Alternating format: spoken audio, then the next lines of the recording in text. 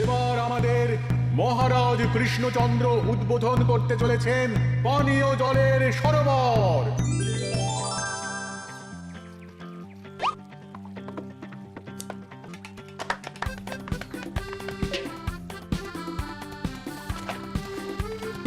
এই নাও রানী, আজ এই জলে রাজবাড়ির রান্না হবে। মহারাজ, আমরা সবাই চাই আপনি এই পানীয় জলের সরোবরের ব্যাপারে কিছু বলুন। কৃষ্ণনগরের মানুষের দীর্ঘদিনের ইচ্ছে আজ সফল হয়েছে। আমাদের রাজসভার সকল সভাসদদের জন্য এতদিন পরে একটা পানীয় জলের সরোবর হয়েছে। প্রত্যেক সপ্তাহে এই সরোবরে বিজ্ঞানীর বানানো রাসায়নিক মেশানো হবে, যাতে জলে কোনো রকম জীবাণু না থাকে। এই জল রান্নার কাজে ব্যবহার করা যাবে এবং পরিশুদ্ধ করে বা ফুটিয়ে পান করাও যাবে। আরে সবাই দাঁড়িয়ে আছো কেন? হাততালি দাও, হাততালি, হাততালি। এই হাততালি তোমাদের সকলের প্রাপ্য, কারণ তোমাদের প্রত্যেকের 2 মাসের বেতন তোমরা দান করেছো বলেই অর্থাভাব থাকা সত্ত্বেও এই সরোবর এত তাড়াতাড়ি বানানো সম্ভব হয়েছে। এছাড়াও নিজেরা মাটি কাটা থেকে শুরু করে সকল কাজে সহযোগিতা করেছো, এটাও অনেক বড় ব্যাপার। আবার হাততালি। মহারাজ, এই আনন্দে কি খাওয়া দাওয়া হচ্ছে? খাওয়া বিশ্রাম সব হবে। আমি আর রানী একটু সমুদ্রে ঘুরতে যাব, তাই আগামীকাল থেকে 1 সপ্তাহ রাজসভা ছুটি। তোমরা নিজেদের মতন আনন্দ করো, বিশ্রাম নাও। টানা 1 সপ্তাহ ছুটি? হ্যাঁ, টানা 1 সপ্তাহ। কি আনন্দ! এবার হাত পা ছড়িয়ে শুধু আয়েশ করব। আমিও এই কদিন অনেক ধকল গেল। এটা চাই ওটা চাই, তারপর সব মালপত্র বওয়া, মাটি স্থানান্তরিত করা, সব কাজ করেছি। এবার বিশ্রামটা চাই। কি বলো গোপাল? হ্যাঁ, ঠিক বলেছো সেনাপতি। তবে আমি আমার ব্যায়ামটা কিন্তু চালিয়ে যাব। সে চালাও, শরীরটা ধরে রাখতে হবে তো।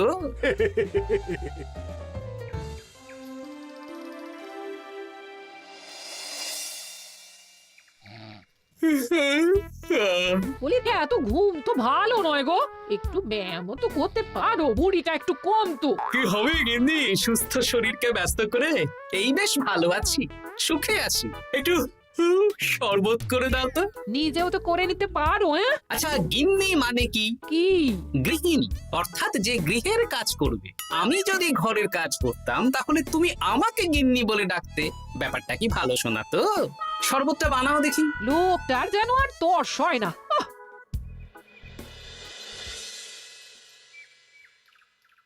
এই 137, হ্যাঁ 138, হ্যাঁ 139, হ্যাঁ 140। গিন্নি, কোথায় গেলে? কি হলো? তোমাকে সেই কখন বলেছি ডিম সেদ্ধ করে দিতে, করেছো? আরে বাবা, সকালে জামা কাপড়গুলো কেচেছিলাম, এখন ভাঁজ করে গুছিয়ে রাখছি। ওসব সেদ্ধ পরে হবে। পরে হলে চলবে না, ওটাই আমার নিয়ম। উঠবোস করে 4টে ডিম সেদ্ধ আর মুগুর ভেজে 4টে কাঁঠালি কলা। নিজে সেদ্ধ করে নাও, আমি পারলাম না। তুমি যে কাজটা করছো সেটা রেখে আমার ডিমটা আগে সেদ্ধ করো। আমি 250টা উঠবোস শেষ করেই খাবো। 141, হ্যাঁ 142।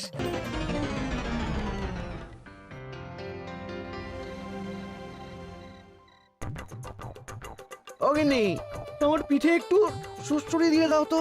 আমি এখন সন্ধে দেব, সুড়সুড়ি টুসুড়ি দিতে পারবো না বাপু। তুমি তুলতুলে হাতে সুড়সুড়ি দিলে ঘুমটা তাড়াতাড়ি চলে আসবে। সন্ধেবেলা ঘুমোবে কেন? যাও একটু পায়চারি করে এসো। না, এখনো তো পায়চারি না, এখন শুধু বিশ্রাম। দাও দাও দাও দাও, সুড়সুড়ি দাও, সুড়সুড়ি দাও। এই লোকটা জ্বালিয়ে মারলো। গিন্নি,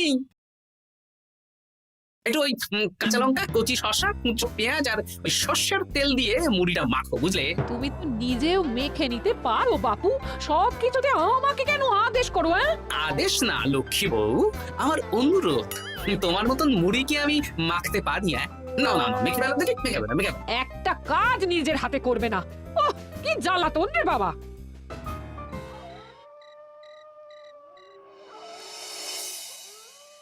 তরকারিটায় নুন একটু কম হয়েছে, বুঝলে গিন্নি? একটু ওই নুনটা দাও তো। এই সামান্য ব্যাপারে এত রাগ করার কি আছে?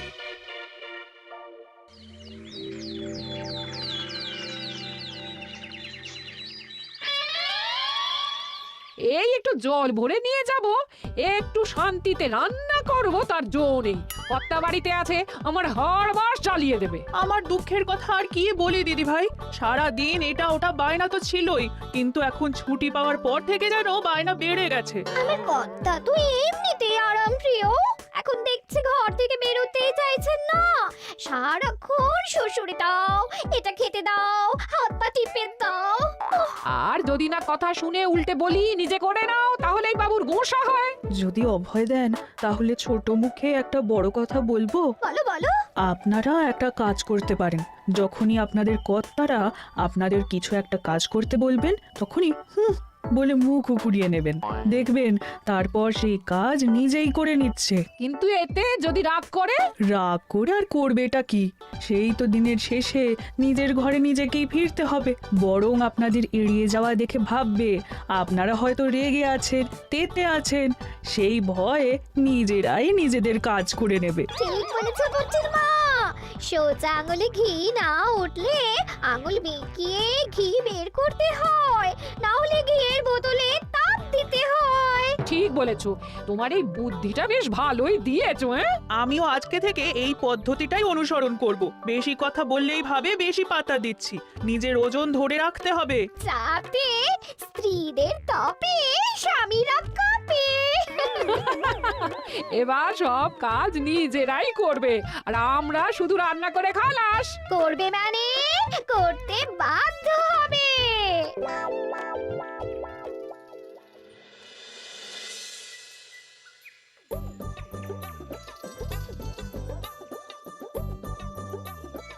কই গো গিন্নি, বাজারের থলেটা ধরো। উফ, বাবারে বাবা, কি গরম, চাবিটা ফেটে গেল গো। কই গো, নিয়ে যাও। যাব বাবা, এ তো কথাই শোনে না।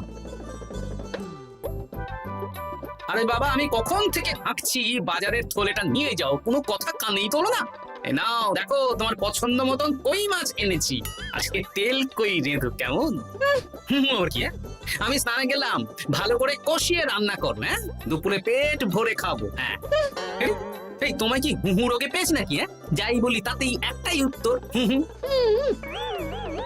কি মন্ত্রী মশাই, অনেক দিন হয়ে গেল আমাদের হাতে কোনো কাজ নেই। এখন কি আর গোপালের পেছনে লাগবেন না নাকি? দূর, অনেক তো পিছনে লাগলাম, কিন্তু ফলের ফল তো কিচ্ছু হলো না, উল্টে আমার বদনাম হলো আর তোরাও ফেসে গেলি। তাই আর না। তাহলে এখন কি হাত গুটিয়ে বসে থাকবেন? এখন সুস্থ শরীর ব্যস্ত করতে চাইছি না, বুঝলি? পুজো ছাড়া তো সেইভাবে বড় ছুটি পাই না, কিন্তু অনেক বছর পর এক সপ্তাহ টানা ছুটি পেয়েছি, তাই এই ছুটিটা খেয়ে দিয়ে আয়েশ করে উপভোগ করতে চাই। মা, বেশ টাটকা ফল এনেছেন তো। খাবি? আপনি খাওয়ালে আমরা আবার না করতে পারি নাকি? দাঁড়া, তোদের গিন্নিমাকে বলছি কেটে দিতে। কই গো, শুনছো? কই গো? গিন্নিমা তো কোনো সাড়াই দিল না, তাই তো দেখছি। দাঁড়া, আমি রান্নাঘরে গিয়ে বলে আসি।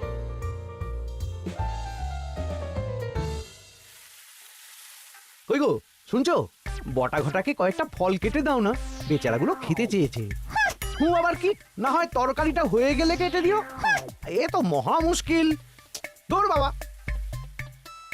কি বললেন গিন্নিমা? হুঁ মানে মানে হুঁ বলে মুখ ঘুরিয়ে নিল। হয়তো উনি ব্যস্ত আছেন, সেটা কোনো ব্যাপার না।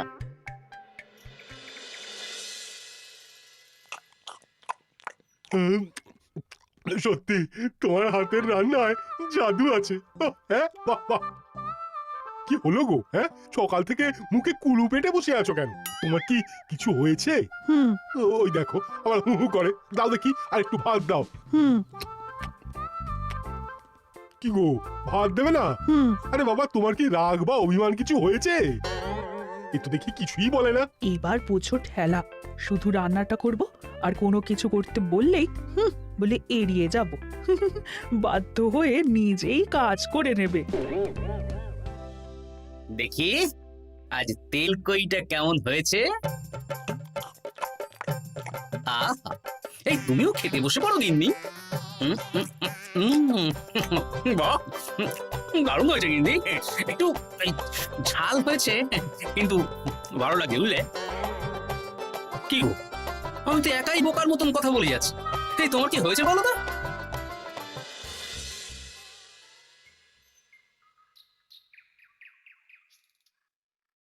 গিন্নি মুদিখানা থেকে মাসকাবারি সব নিয়ে এসেছি, এবার জায়গার জিনিস জায়গায় ভরে ফেলো তো। কি হলো গো, ভরবে না? কি গো, রাগ করেছো আমার ওপর? নিচে নিচে ভরো ভরো নিচে।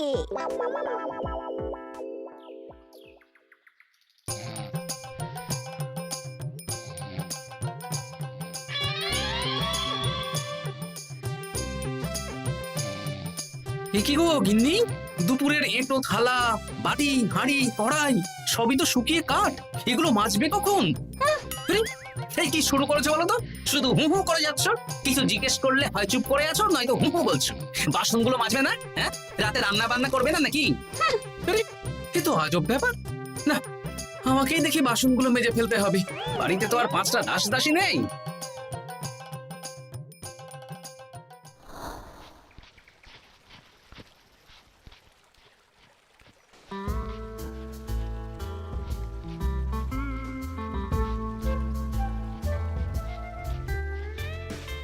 এ কি দাদু, তুমি বাসন মাজছো? কি আর করবো, তোদের দিদার রোগ হয়েছে। কি রোগ হয়েছে দাদু? হুহু রোগ হয়েছে, হুহু রোগ। সেটা আবার কি? আমি কিছু জিজ্ঞেস করলেই হয় চুপ করে আছে নয়তো হু হু করছে।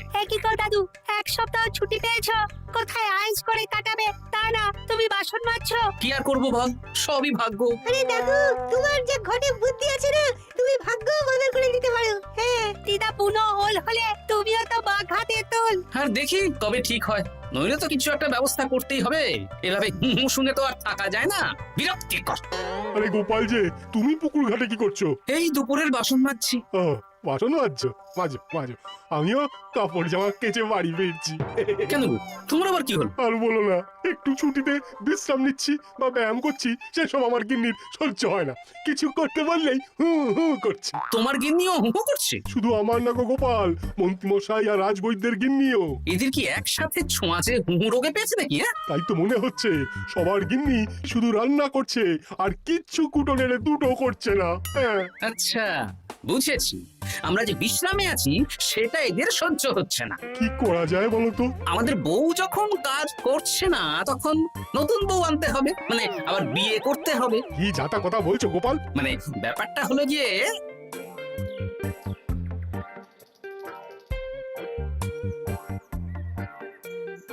হ্যাঁ, দারুণ বুদ্ধি। তুমি এক কাজ করো, মন্ত্রী মশাই আর রাজবৈদ্যকে এই বুদ্ধির ব্যাপারটা জানিয়ে দাও, আর কাল বিকেল বেলা থেকে আমাদেরও হুহু রোগ শুরু হবে, কেমন? বেশ বেশ।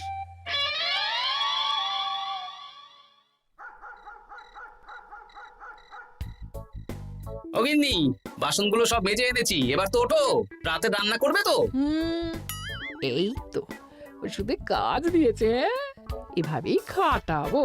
ছুটিতে বাড়ি বসে পায়ের ওপর পা তুলে খাওয়া বের করে দেবো, বের করে দেবো। হ্যাঁ, তুমি মনে মনে কি ভাবছো আমি ঠিক বুঝতে পারছি। সারা বছর খাটাখাটনির পর আমার 1 সপ্তাহ ছুটির সুখ তুমি চোখে দেখতে পারছো না। কাল খেলা ঘুরে যাবে।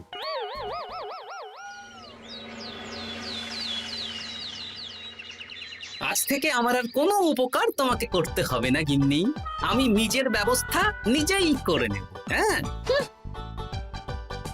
মানুষটা সেজে গুজে গেল কোথায়? হ্যাঁ, চললাম। কোথায় যাচ্ছি? গলায় মালা, এত সাজগোজ, কি ব্যাপার? বাবারে বাবা, আতরের গন্ধে ঘরটা ম ম করছে। এলাম। হুম।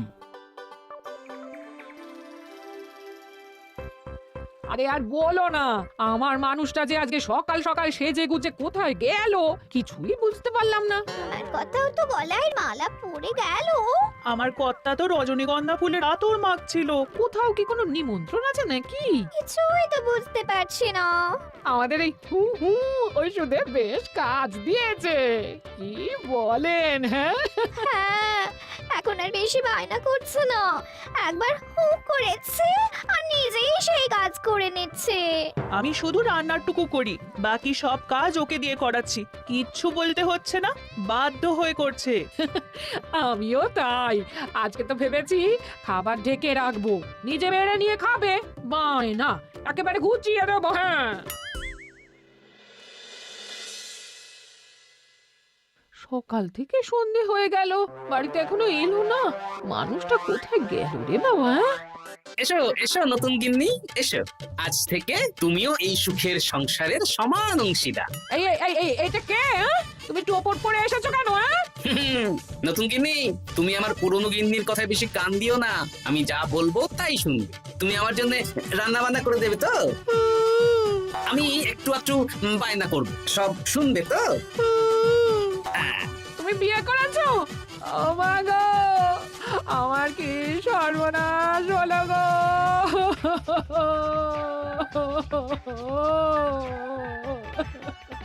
চলো নতুন বউ, মোড়ের মাথায় গরুর গাড়ি দাঁড়িয়ে আছে, চলো চলো চলো। ওগো, তুমি এরকম করো না, আমি আর বাঁচবো না।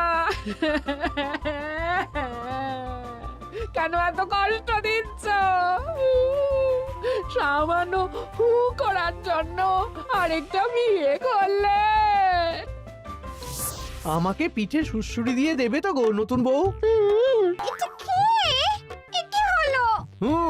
আমার বন্ধু বান্ধবরা এলে তাদের একটু ফল জলখাবারের ব্যবস্থা সব তুমি করবে তো?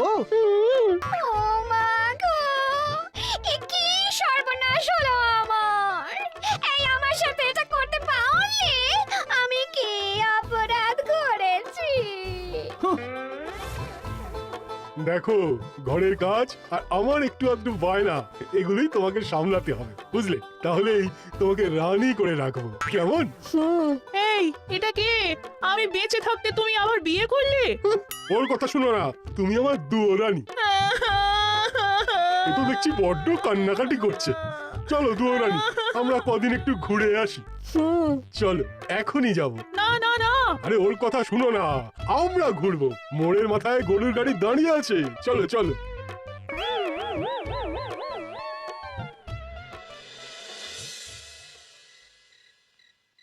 এখন আবার ঘুরতে যাচ্ছো? কি আর করবো বলো, আমরা সামান্য এক সপ্তাহ ছুটি পেলাম, ভাবলাম একটু আইস করে থাকবো, কিন্তু তোমাদের সেই সুখ সইল না, তাই আমি মানছি, আমি ভুল করেছি, তা বলে তুমি আরেকটা বিয়ে করে নেবে? ওকে মালা পরানোর সময় তোমার বুকটা একটু কাঁপলো না? আমার মুখটা মনে পড়লো না? এটা তুমি কেন করলে? আমাকে একটু বুঝিয়ে বলতে আমি আবার আগের মতো তোমার ছোট ছোট বায়নাগুলো পূরণ করে দিতাম। তার জন্য বিয়ে করলে? তুমি কি নিষ্ঠুর? হ্যাঁ? তোমরা সবাই নিষ্ঠুর। নিজেদের একটা স্ত্রী থাকতে আবার দ্বিতীয় বিয়ে। কি আর করব, স্বামীর সামান্য আবদার স্ত্রী না রাখলে তো কোনো সংসারই সুখের সংসার হতে পারে না। অগত্যা এখন তোমরা যদি কথা দাও যে আগের মতন আমাদের ছোট ছোট বায়নাগুলো সামলাবে, তাহলে নতুন বউকে ওদের বাড়ি পাঠিয়ে দেব, আর আবার আমাদের পুরনো সংসার, সুখের সংসার ফিরে আসবে। সত্যি? হ্যাঁ, বেশ কথা দিলাম। দাও দাও মুখ পুরীকে বাড়ি পাঠিয়ে। হ্যাঁ? মুখ পুড়ি নয়, পোড়া। এই যে সভাকবি, ঘোমটাটা তোলো তো। কটা ঘুমটা তোল। ঘটা, ভোলা,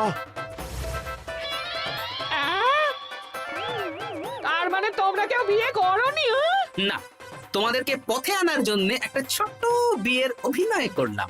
আচ্ছা, এবার তো অভিনয় বুঝে গেলাম। এবার যদি তোমাদের বায়না না রাখি? তাহলে সত্যি সত্যি আমাদের বিয়ে করতে হবে। হ্যাঁ? হ্যাঁ নয়, হ্যাঁ।